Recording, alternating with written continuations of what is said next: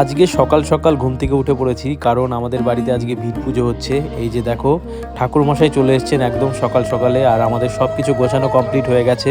আসলে প্রথম দিক থেকে ভিডিওটা করতে পারিনি, যেহেতু একটু কাজ ছিল, তো সেই কারণেই করা হয়নি। আর এখানে দেখো ঠাকুরমশাই পুজো দিচ্ছে, আমরা সবাই ছিলাম একসাথে।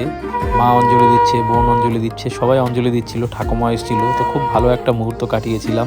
তো পুজো দেওয়ার পরে মিস্ত্রি যে কাজটি আর কি করে শেষে, মানে গামছা পেঁচিয়ে গামছাটাকে মাথায় দিয়ে তারপরে ইট গাঁথে, 5টা ইট গাঁথতে হয়। তো এই জিনিসগুলো আমার মানে নতুন দেখা, আমি তো কখনো এরকম দেখিনি আগে।